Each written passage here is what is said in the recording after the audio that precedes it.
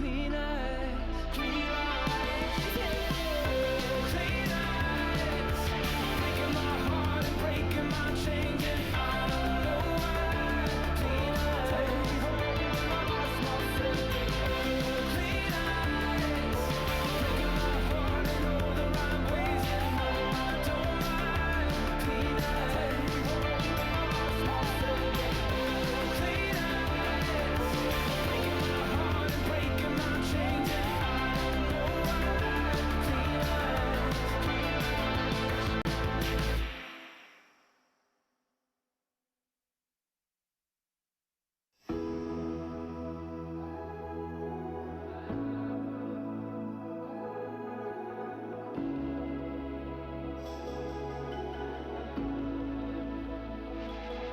I like to dance under street lamps and walk upon the clouds.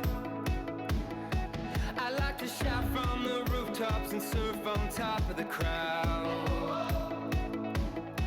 For many years I was scared of the person I was.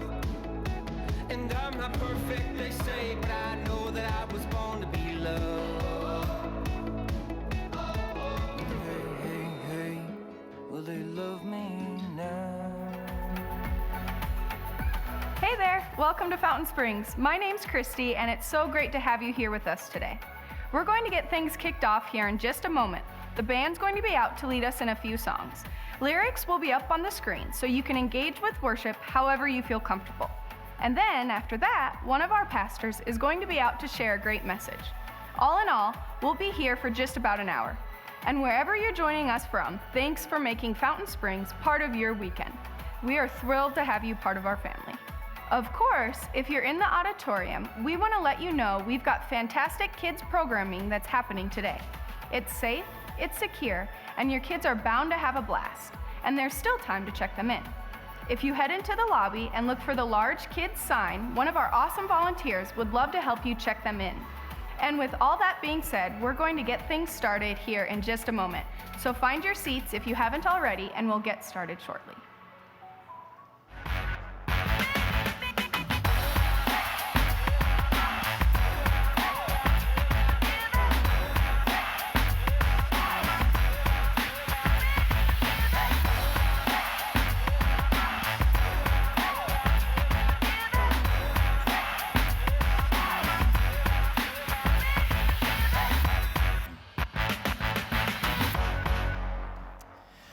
Well, welcome everybody. We're so glad you're here with us today. Would you go ahead and stand as we sing together? Come on. I was nowhere, you came to my rescue. From the grave I've been raised. When I needed a savior to save me, Jesus, you made a way. I was blind, but these eyes have been opened. Now I walk in the light. Every step on this road I will follow. Jesus, you made a way. You are the way. You are the way. Lost and dead, but your love came to find me. Jesus, you are the way. You are the way. You are the way. You're the light shining bright in the darkness. Jesus, you are the way. Jesus, the only way.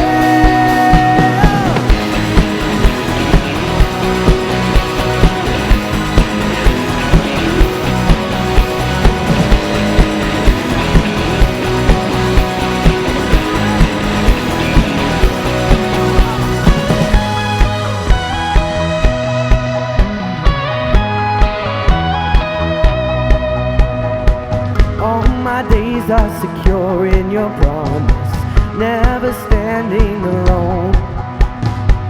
You're the truth, you're the life, you're my future. Jesus, you made a way. I'm alive in the love that you give me, free to dance once again. You will lead me from glory to glory. Jesus, you made a way.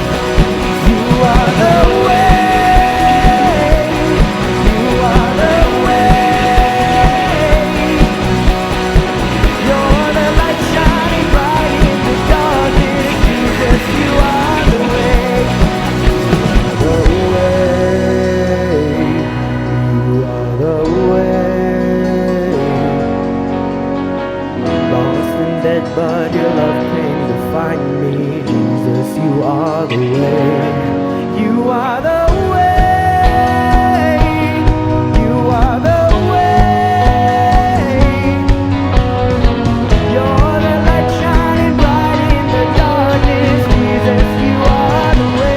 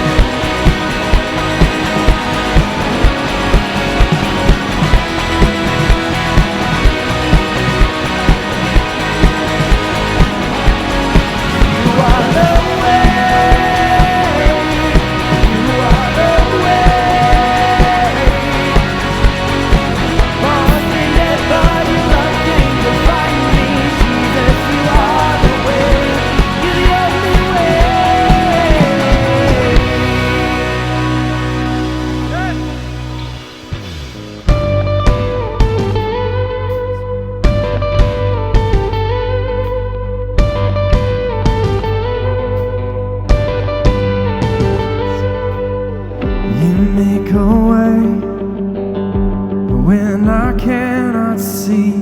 You are my strength. Though my heart is weak, I won't let go. You take my place on this battlefield. You go before. You're my sword, my shield, and I'm not alone. No, 'cause you fight for me. Come on. You always have my victory. It's in your hands, it's in your hands. The God of heaven is my defense.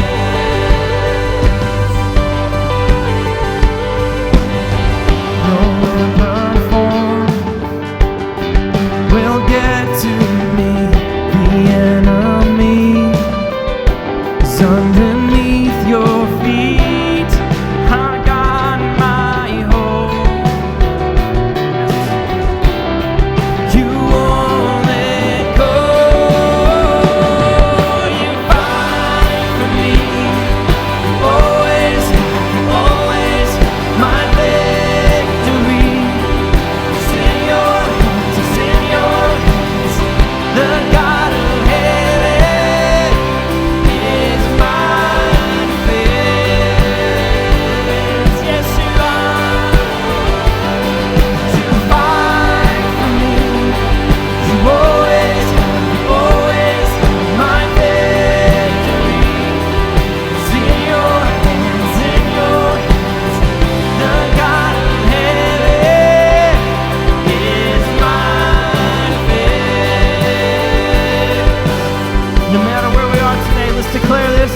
And I will not fear. The armies will rise. We can trust in Him. No, I will not fear. For you are on my side. That's truth. And I will not fear. Though armies may rise, I will not fear. That's right. For you are on my side.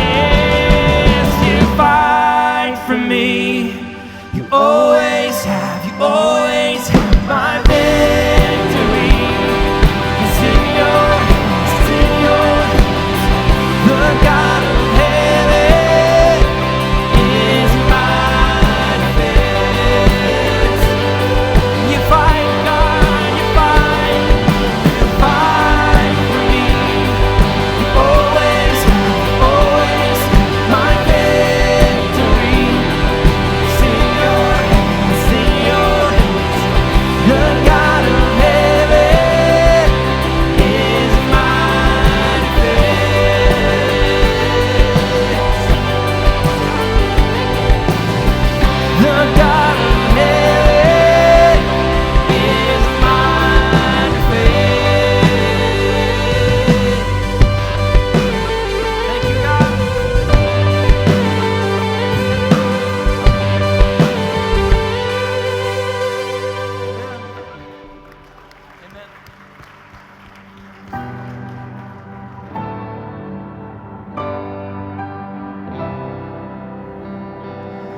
unravel me with a melody. You surround me with a song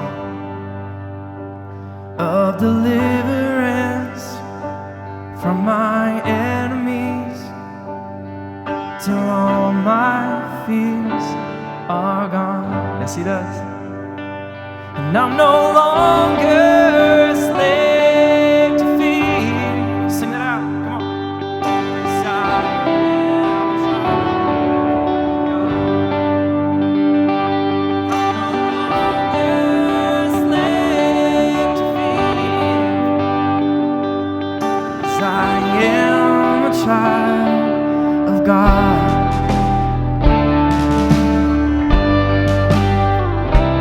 From my mother's womb, you have chosen me. Love has called my name. That's right. We've been born again into a family. Your blood flows through my veins. So declare this, that I'm no longer a slave to fear. I am a child of God. Thank you, Lord. I'm no longer a slave to fear. I am a child of God. Yes, we are. And I'm no longer a slave to fear. I am a child of God. I'm no longer a slave to fear. No. 'Cause I am a child of God. Oh, give me faith to trust when you say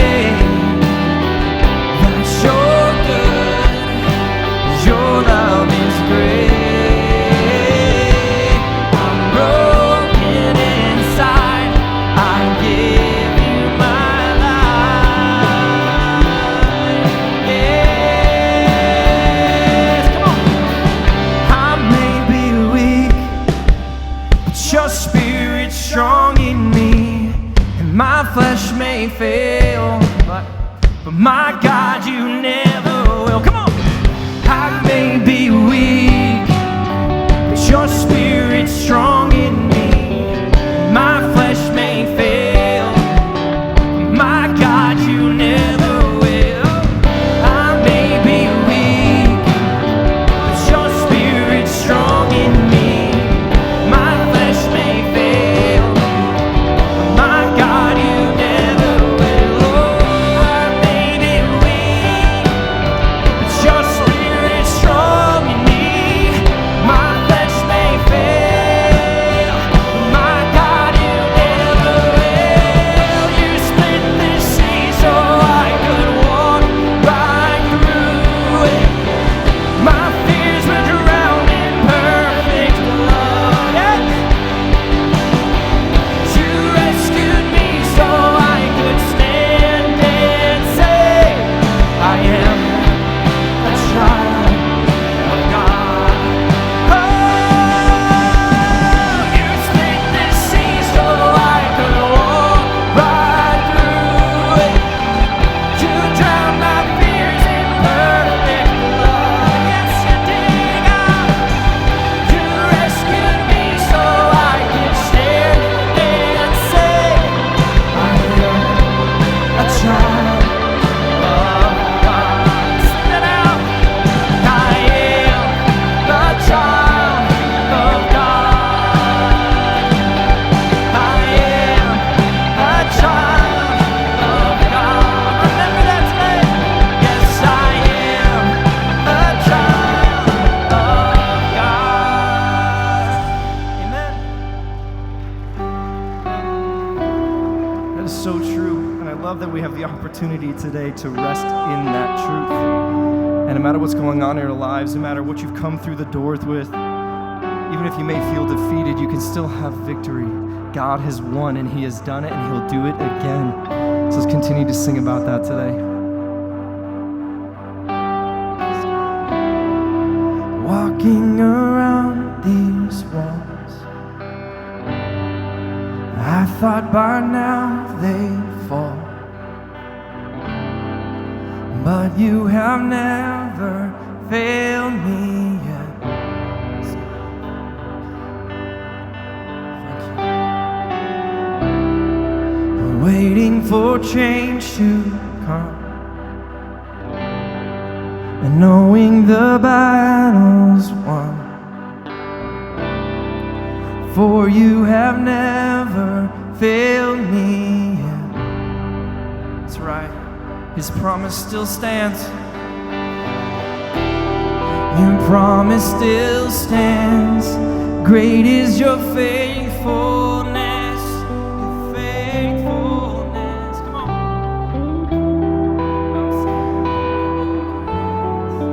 This is my confidence. You never failed me yet. No, you haven't, God.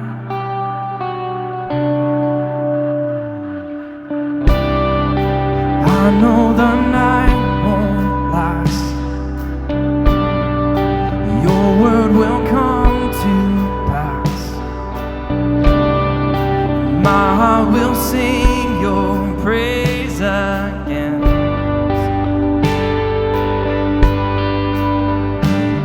This is true. Jesus, you're still enough. Keep me within your love. Oh, my heart will sing your praise again. Yes, we will sing. Your promise still stands. Great is your faithfulness, your faithfulness. I'm still in your hands. This is my confidence. You never fail. Your promise still stands. And great is your faithfulness, your faithfulness. I'm still in your hands. This is my confidence.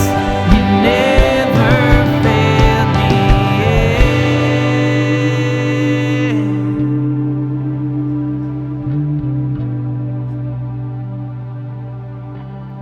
Oh,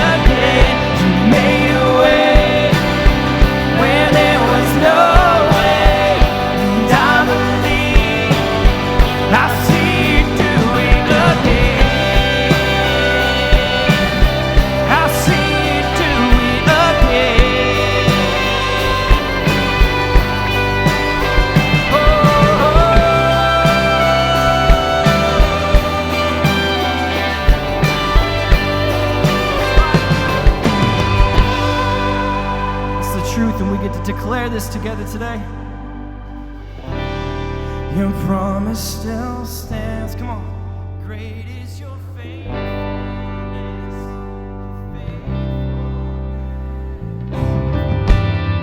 I'm still in your hands. This is my confidence. Never fail. No. Your promise still stands. Great is your faithfulness.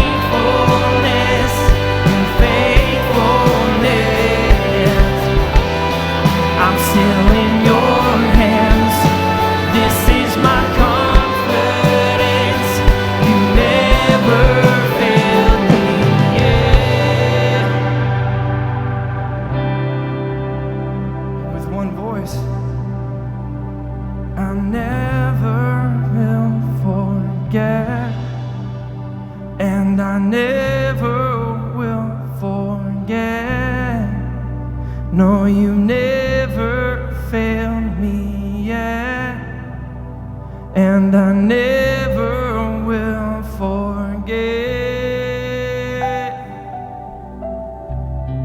Amen. Can we thank him for his faithfulness today? Amen. Well, thank you all for singing. We're so glad you're here. You can have a seat.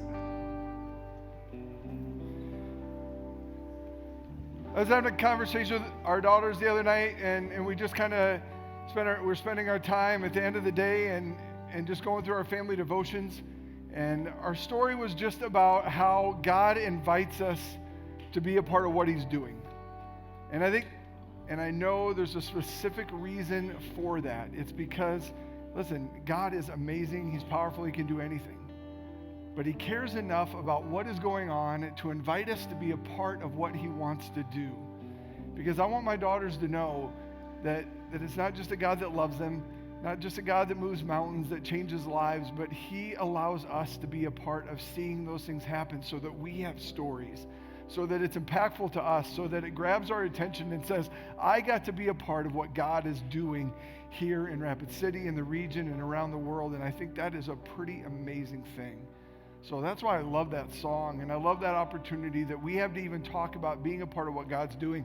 And I believe that's where Love Week comes in, June 9 through 15. If you don't have it on your calendar yet, I want to encourage you to make sure you mark that down, to be there, to be a part of it. And as you came in, you got a card.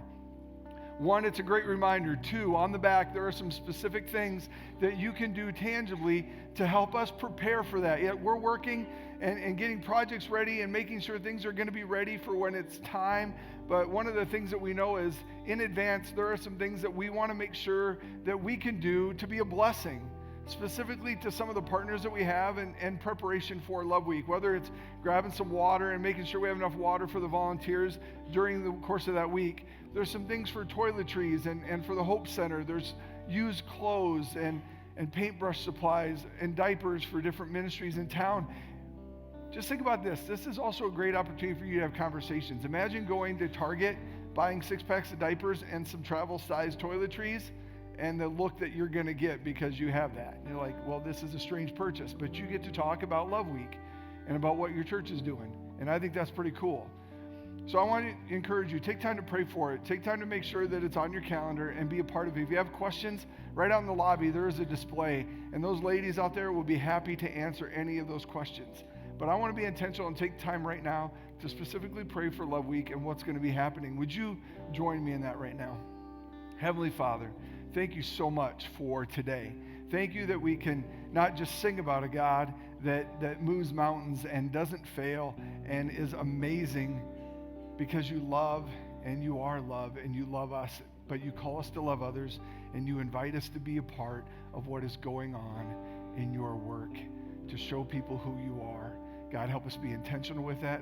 Help us be just excited about the things that you haven't done yet, but you want to do and you're going to do, and that we can tell stories about the God that moves mountains. Awesome. Thanks that we can sing about that. Help us as we dive into your word. God, we thank you for your amazing love and for loving us in a way that draws us in. That's pretty cool. We ask this in your name. Amen. Hey everyone, here at Fountain Springs, we value the next generation. Every week, middle school and high school students gather in experiences just like this to learn about who Jesus is while also addressing the issues that they face. They worship, they play games, they spend time in community, and grow in their relationship with Jesus. And because of your generosity, over the last year, we've seen our small group attendance go from 50% up to 85%, which shows that the environment your generosity is helping create is truly making an impact. You can start supporting the next generation in two tangible ways. Pray. Pray for the lives of our students to know who Jesus is and walk their lives out following his example. And secondly, you can give. Your finances go toward creating a safe, fun, and encouraging place for our students to learn who Jesus is. You can give today online, by text, or by cash, or check at one of our locations. Thank you for helping transform the next generation and show them who Jesus is.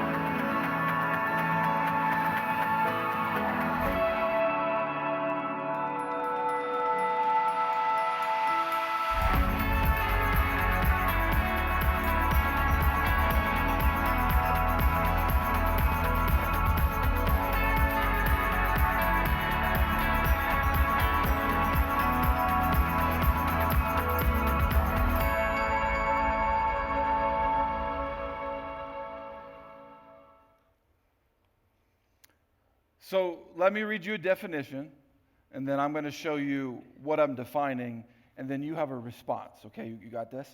Where you need to let me know if you've ever experienced what I'm about to share with you. So let me give you the definition first. A situation in which two people disagree, and each refuses to change their ideas or what they want. By definition, this is called the battle of wills. Have you ever experienced such a thing? Okay. Some of you have not. I'm going to have my kids come over to your house for a little bit. Battle of wills, right? It's almost funny. Like, yeah, it's all the time. If you've ever been in charge of a kid for, I would say 30 seconds. It may not even take that long, but just a little bit, you're going to see that the kid decides that they want to go do something or eat something, and you'd be like, no. And then there becomes this battle.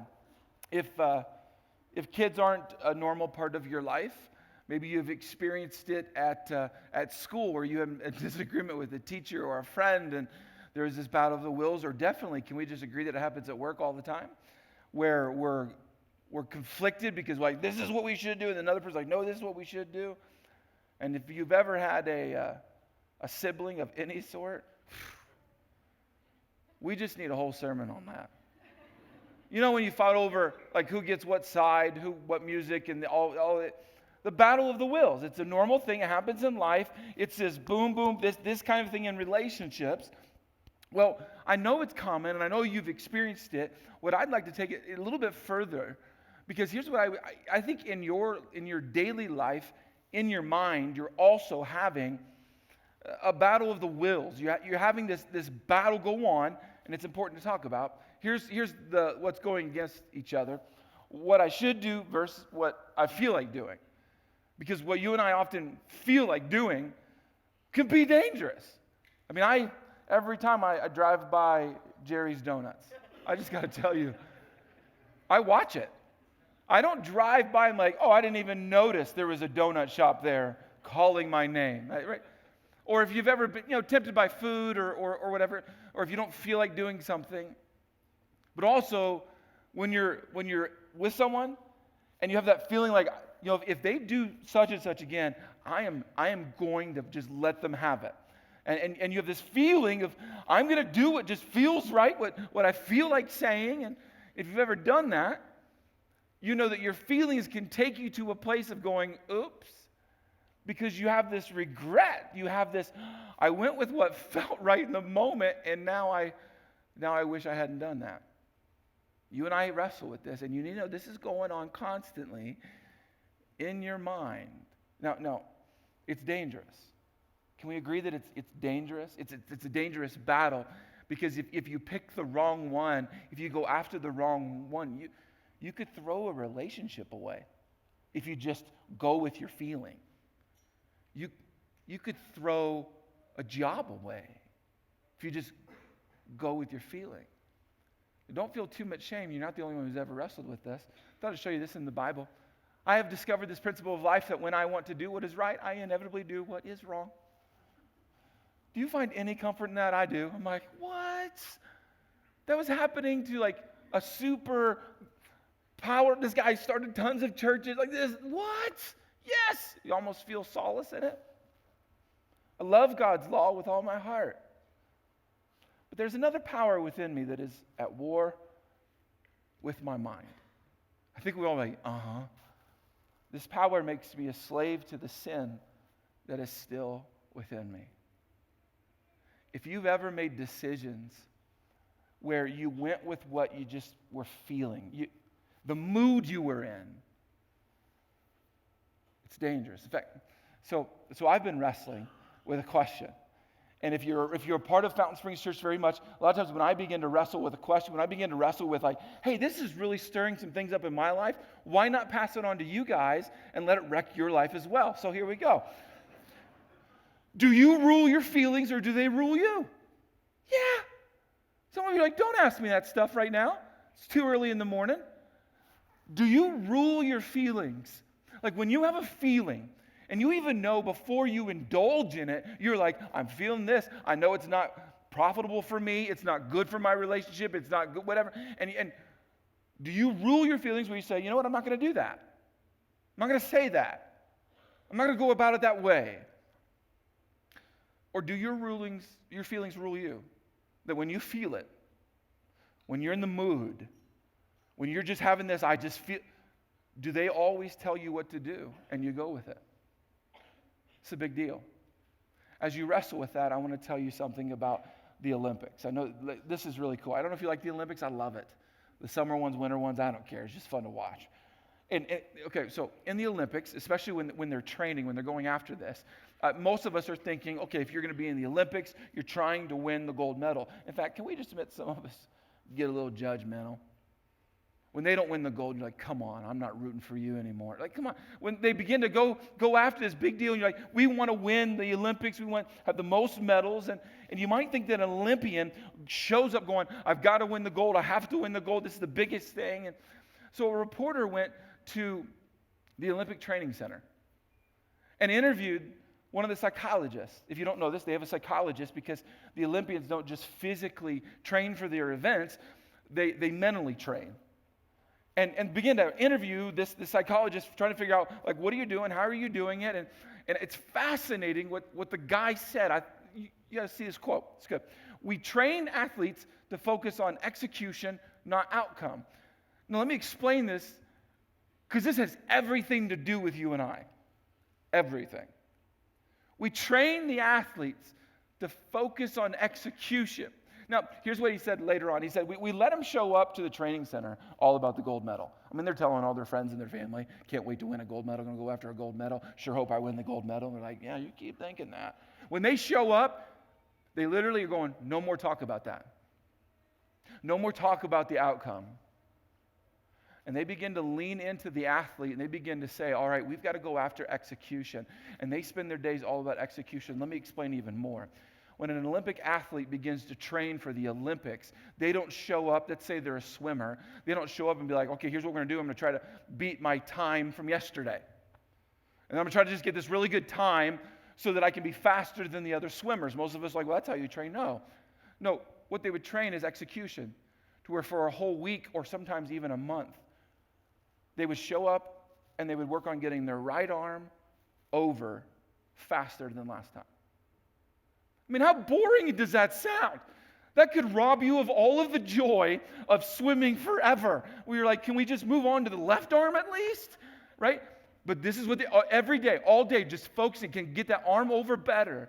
The volleyball players, you're like, well, the goal in volleyball, if you don't know this, is to score more points than the other team. None of you are taking notes on this, but right? And so you think, okay, that's practice as a team. In fact, maybe you've played sports before where you think the best thing to do is to scrimmage that prepares you for the game. Well, no, we're gonna spend the whole week on how we connect with the ball from the serve. If you're a runner, it's not about, hey, I got to get a faster time. What they'll spend months on is how do you get off the line faster? Execution. You and I wrestle with this all the time. If you've ever felt like your mind is full of worry, ever full of this, just I can't process all that's going on in my life. I'm consumed by all that's going on in my life. I don't know how to do this well. I think you ought to be willing to have a conversation about outcome versus execution. In fact, let me take this into a very, very spiritual conversation. Here's the hub of this series. Jesus replied, "You must love the Lord your God with all your heart, all your soul, and all your mind. By the way, this is the first and greatest commandment. So you better be good at it," right? I mean, if you have any interest, which I think you do because you're at church, of loving God well, right? You want to love God well, you're like, yeah. Do you know that many of us treat this as an outcome and then you feel defeated all the time? So let me open up your life potentially. You may not be willing to confess. Part of my life brings me to hospital beds and hospice beds where folks are at the very end of their life. And I know many of them, and they are wrestling. Even though they've followed Jesus almost all of their life, they have devoted their lives to him. They begin to wrestle with, did I do enough? Did I love him with like all my heart, all my soul, all my mind? And here's what I know that a majority of people, especially Christians, wrestle with. Like, am I going to get the outcome? Is it going to land where I get to go to heaven? And I think that's dangerous. If your relationship with God completely exists on the outcome of hopefully one day he'll like you enough so you go to heaven, do you understand how that breaks down to where you and I on a daily basis begin to wrestle with worry and just craziness up here? Our feelings begin to just dominate everything. It's hard to love God if it's entirely feeling based. So some of you are like, so Pastor David, what you're saying is we should just never feel again. No. Feelings aren't bad. Just don't let them run your life because it'll ruin your relationship with God.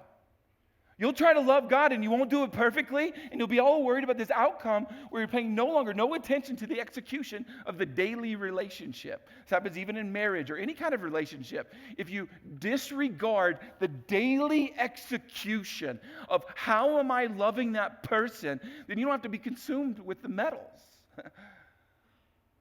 Good Olympic athletes don't dwell on, what if I don't win the gold? What if I don't win the gold? What if I don't win the gold? What if I don't win the gold? What the good ones dwell on, did I get my right arm over? Execution. If you call yourself a Christian, if you follow Jesus, you need to see something you committed to regarding all of this. My old self has been crucified with Christ. My old self. The idea of living life based on feelings, based on my personal will, what I wanted, right? My old self has been crucified with Christ. It is no longer I who live, but Christ lives in me. So I live in this earthly body by trusting in the Son of God who loved me and gave himself for me. A Christian decides that feelings are not going to be everything. In fact, I thought I'd show you. Here's a couple. You and I have a tendency to do a couple things with our feelings. And maybe you'll find a little bit of, okay, that's me. So we'll see if I can discover who you are. Some of us will elevate our feelings. We literally will say, hello, feelings, you get the crown today. Many of us know people like this. We would never say it about ourselves, but where their mood is king. What they feel like doing, good or bad, what they're just in the mood to do, what seems right, what feels right, it's just like, yeah, I go with that. And this is dangerous. Let me show you what happens if you elevate your feelings. Self-control is low because it's your feelings. And your feelings are going to say, I want this, I want that, let's go there. And you will no longer have self-control. And then that leads to selfishness is super high because everything is then about what you want. Sounds horrible. Sounds like a person I don't want to spend a whole lot of time with, right? Now, some of us are like, oh, I don't do that, David. Oh. Maybe you ignore your feelings. Many of us do this. We ignore our feelings. This is an ostrich with head in the sand if you're like, what? Where you're like, I got this feeling. I got this thing that I'm thinking. I'm just going to ignore it. I'm going to pretend like, no, don't think that, don't think that, don't think that. And then all of a sudden you're consumed with the thinking. And even if you have this thing like where I shouldn't be thinking that way. I shouldn't be thinking about that. I shouldn't have, and then we just ignore it. We're like, no, just move on. And we ignore it. We don't talk to anybody about it. Here's what happens if you ignore your feelings. Self-esteem goes real low because you're thinking things that you feel bad about. And you're not confessing it, sharing with it, and processing it. And you'll begin to just all of a sudden feel really, really bad about yourself. Because you wonder does anyone else have these kinds of thoughts and feelings and emotions? And then sadness, of course, just skyrockets. So what do we do? Something you actually already know to do. Lead your feelings through your actions. Okay, let me help all of society. Are you ready for this? If you don't feel like going to work, go to work.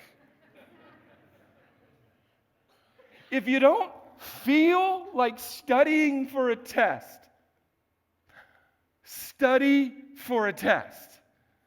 Now, I know it's funny, isn't it? But do you know that our daily life, we go many times, we're like, I don't feel like it, so I'm just going to listen to my feelings. It's very dangerous.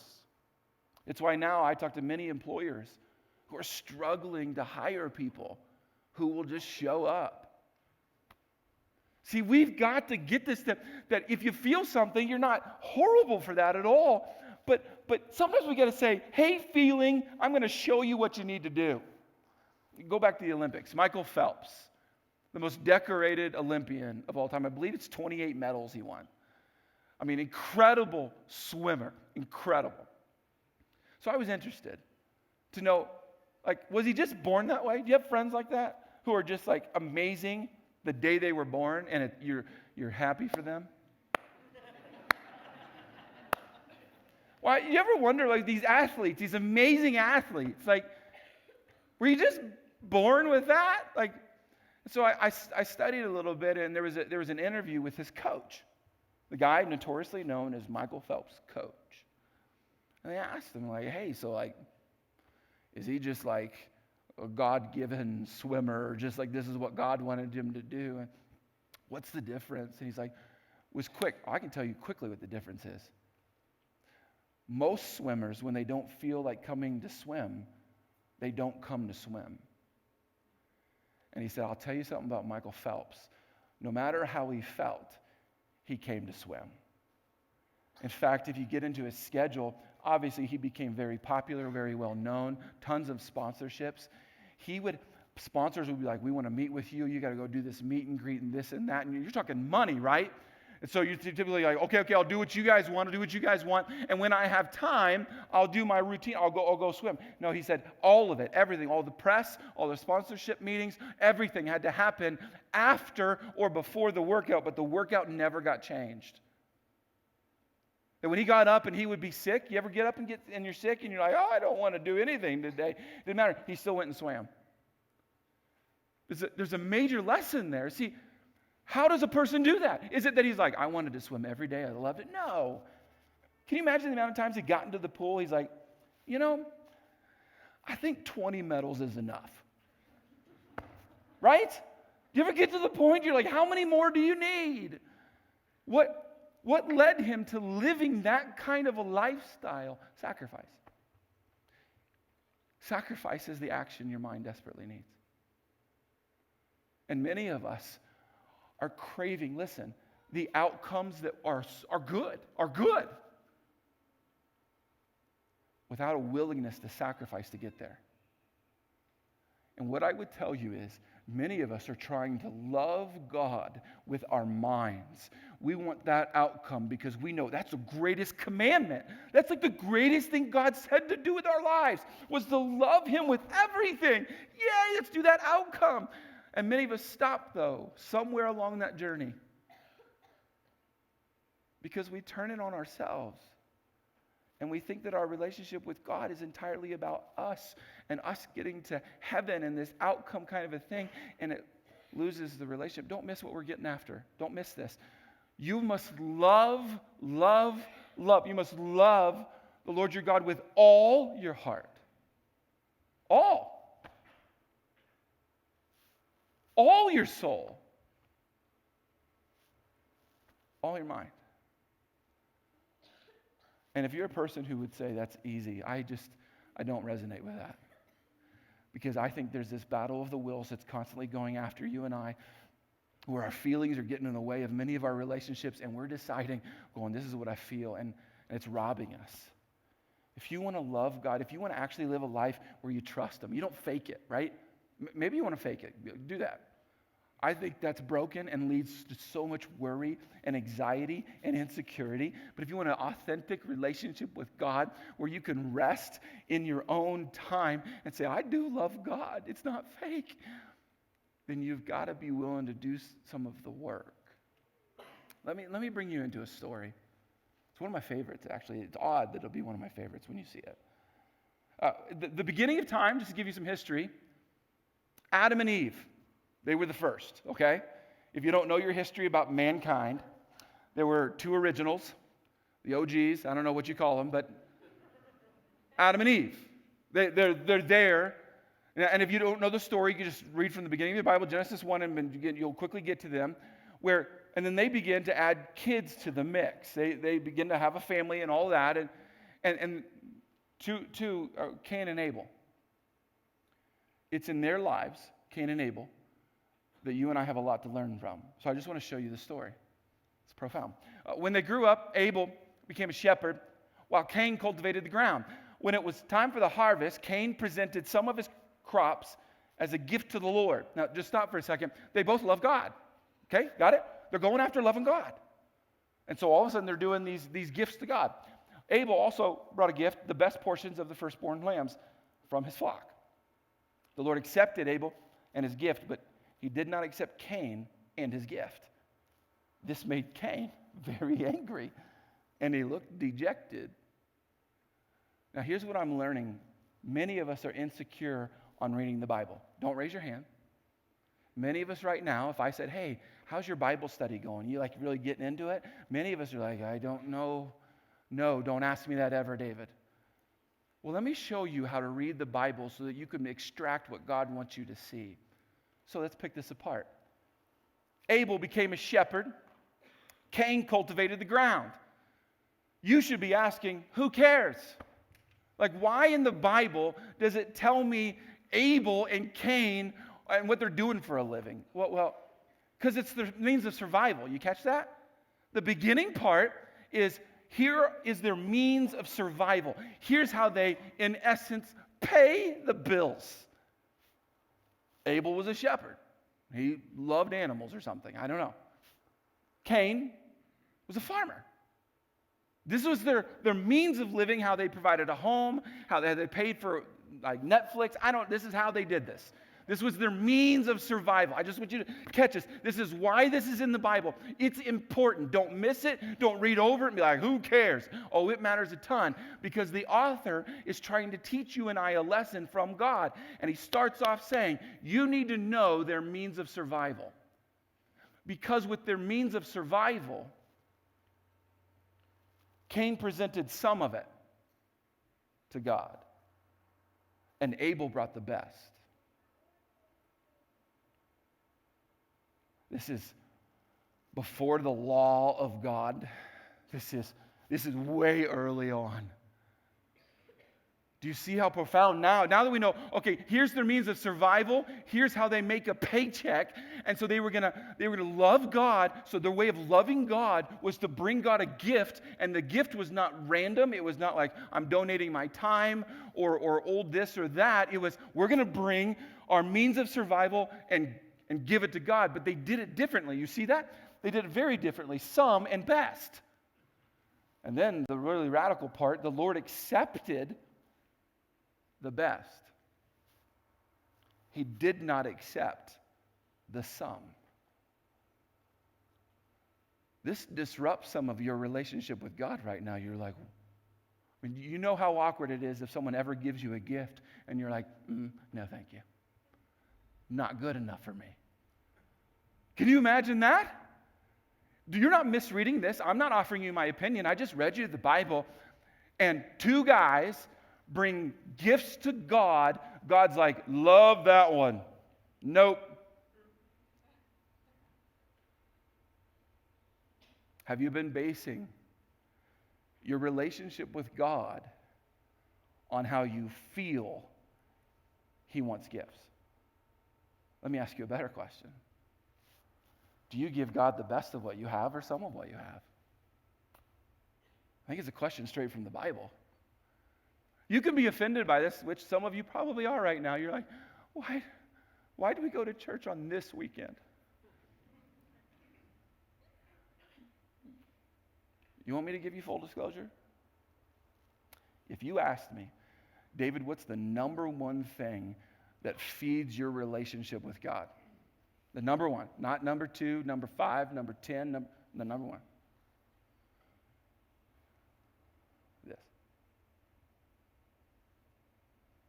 So as some of you are wrestling with this, let me show you how this applies to regular relationships. Here's a bit of the lead-in. Kids were sat down at a table, a camera put right on them. They were asked, what do you want for Christmas? They shared what they wanted for Christmas, but then the interviewer took it to a whole nother level, and it's worth our time. Take a look. This year for Christmas, what are you hoping to get? A computer, big giant Barbie house, a trophy case, Xbox 360, Minecraft Legos. What do you think your mom or dad want for Christmas? My mom would probably want a ring. She's never really had a ring. Jewelry, she loves jewelry. A new TV, like watches.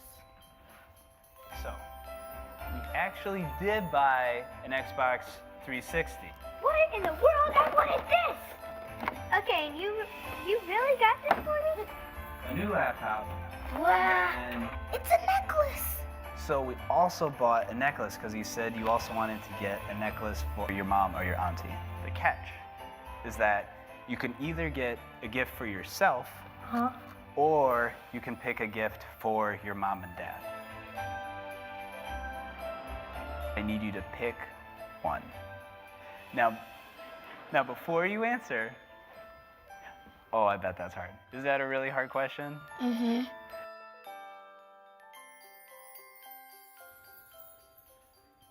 What gift do you pick?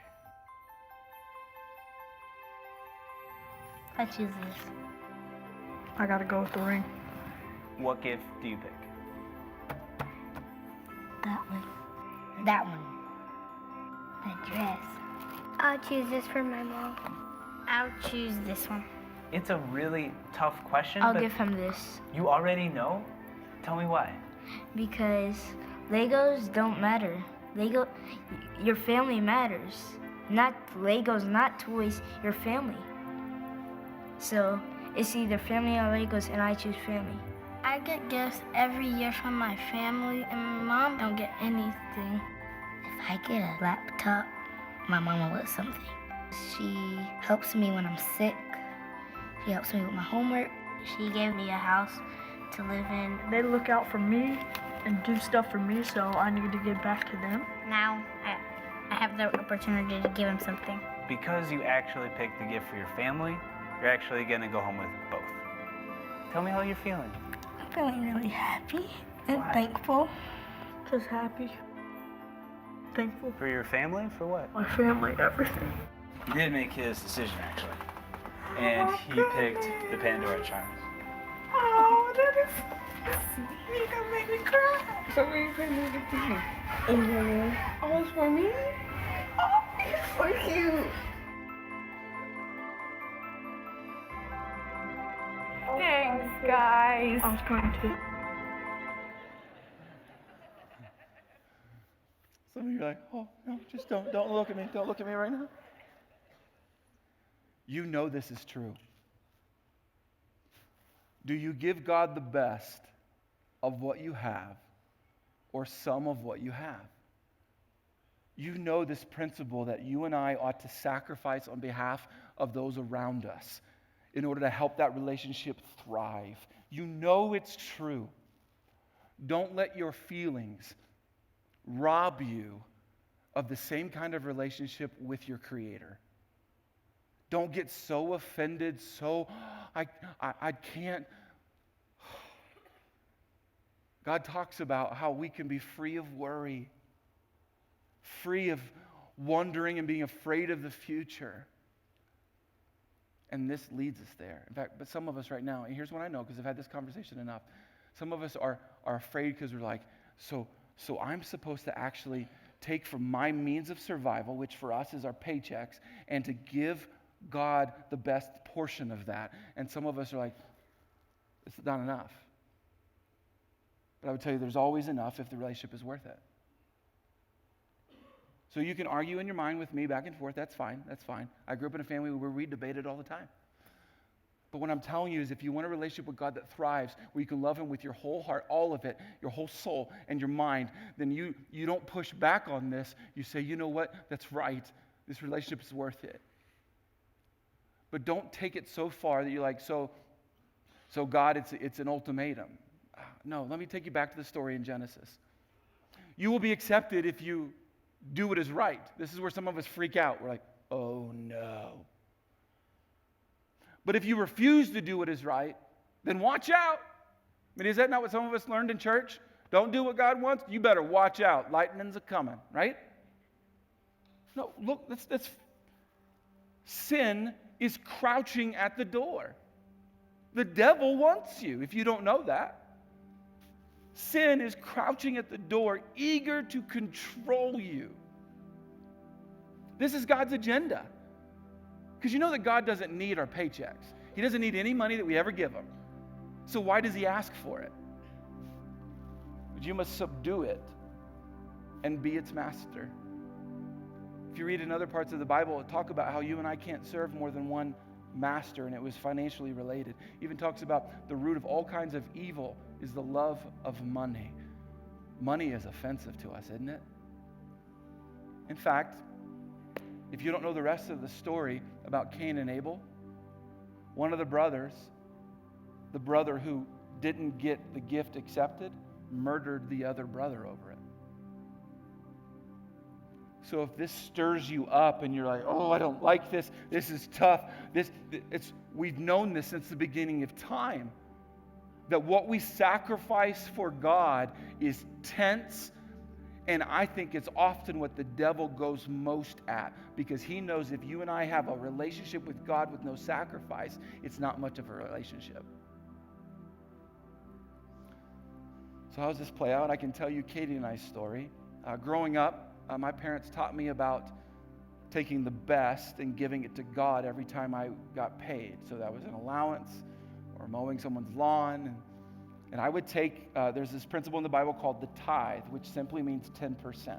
I would take 10% of any birthday money that came in or anything I ever earned, and I would take the 10% and I would go give it to my church, giving it to God.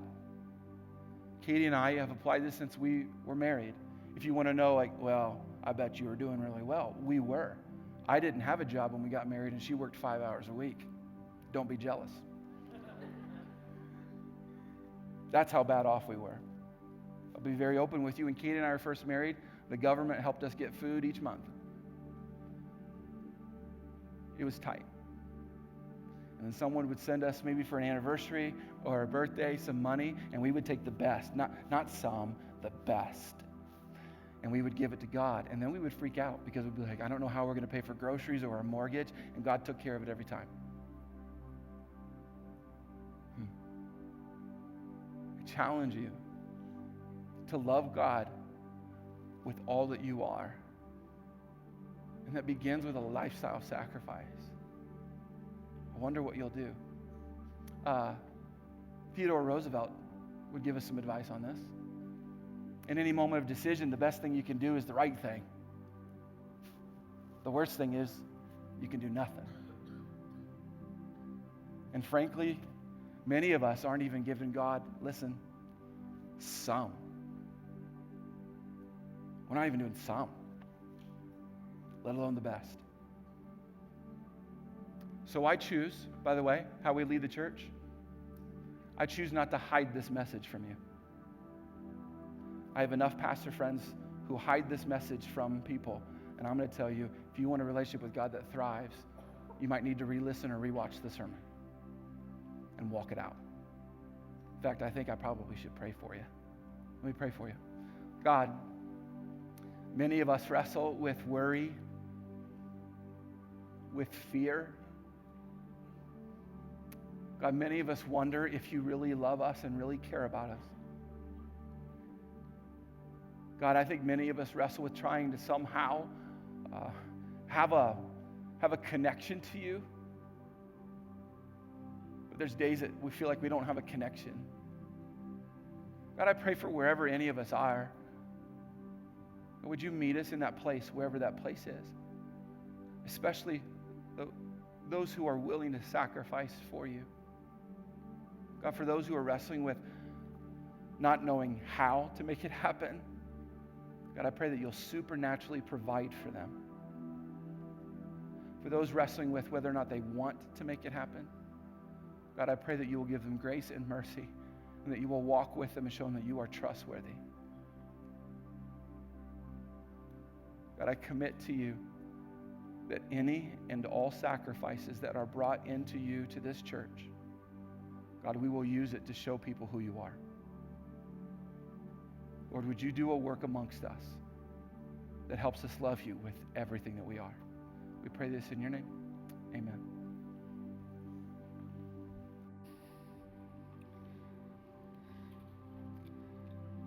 I'm thankful for Pastor David's just his candor and the reality of what he shared.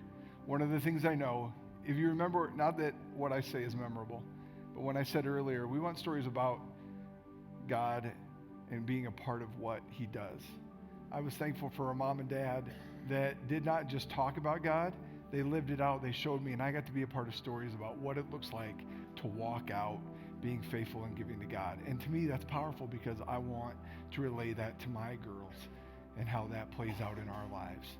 And so in your seat backs, we want to give you a tangible way of walking this out and executing what it is. So many of us are focused on the outcome, and we miss the opportunity to execute and experience God in a real way. And so you have three options. So right in front of you in the seat back is one of these cards. Go ahead and grab it.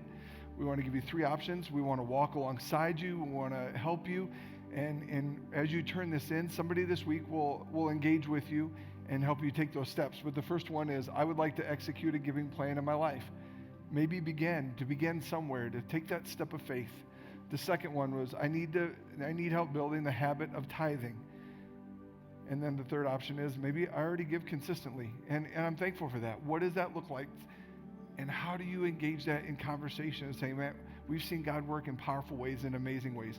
So as you take that, fill it out. There's some general information at the bottom.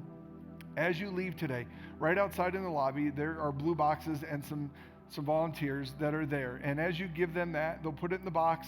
Like I said, somebody will contact you this week. And then we just have a gift, a reminder, just saying, hey, God calls us to be difference makers. And this is one small way that as you go out throughout the week, you can see that.